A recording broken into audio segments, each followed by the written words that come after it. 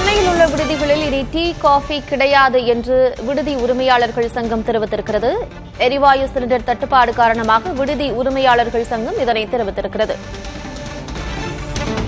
கலவை சாதங்கள் வழங்கப்படும், வாரத்தில் இருமுறை முட்டை அல்லது அப்பளம் வழங்கப்படும் என்று விடுதி உரிமையாளர்கள் சங்கம் சார்பில் தெரிவிக்கப்பட்டிருக்கிறது.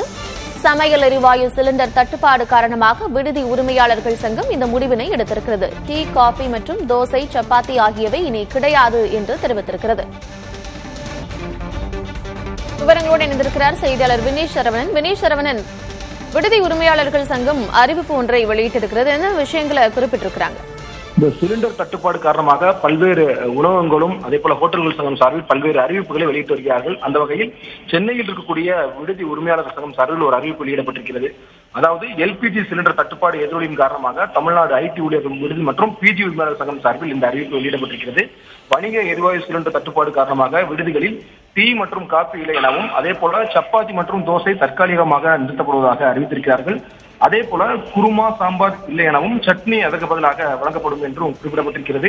சிலிண்டர்களை பயன்படுத்தி சமைக்கக்கூடிய உணவுப் பொருட்களில் கட்டுப்பாடு ஏற்படுத்தப்பட்டிருக்கிறது. அதன் அடிப்படையில் தான் இந்த அறிவிப்பை சென்னை இருக்கக்கூடிய விடுதி உரிமையாளர்கள் சங்கம் சார்பிலும் அதே போல பிஜி உரிமையாளர்கள் சங்கம் சார்பில் அறிவிப்பு வெளியிடப்பட்டிருக்கிறது. அதாவது கலவை சாதங்கள், வெரைட்டி ரைஸ் அடிப்படையில் உணவுகள் வழங்கப்பட இருப்பதாகவும் வாரத்தில் 2 அல்லது 3 முறை அப்பளம் அல்லது முட்டை வழங்கப்படும் என்றும் இந்த அறிவிப்பிலே குறிப்பிட்டிருக்கிறார்கள். குறிப்பாக கடந்த 2 நாட்களாகவே சென்னை, தமிழகம் உட்பட பல்வேறு மாநிலங்களிலும் எல்பிஜி சிலிண்டர் தட்டுப்பாடு காரணமாக ஓட்டல்கள் அதே போல விடுதிகள் சார்பாக பல்வேறு அறிவிப்புகள் வெளியிடப்பட்டிருக்கிறது.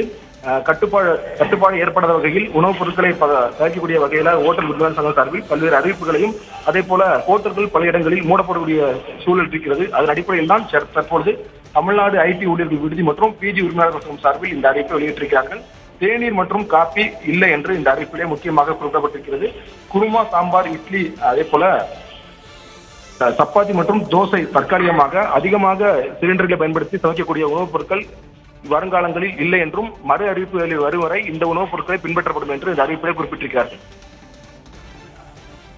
சென்னை விடுதிகளில் சப்பாத்தி மற்றும் தோசை தற்காலிகமாக நிறுத்தப்படுவதாக அறிவிக்கப்பட்டிருக்கிறது. விடுதி உரிமையாளர்கள் சங்கம் இந்த அறிவிப்பினை வெளியிட்டிருக்கிறது. விவரங்களை வழங்கியமைக்கு நன்றி வினீஷ்.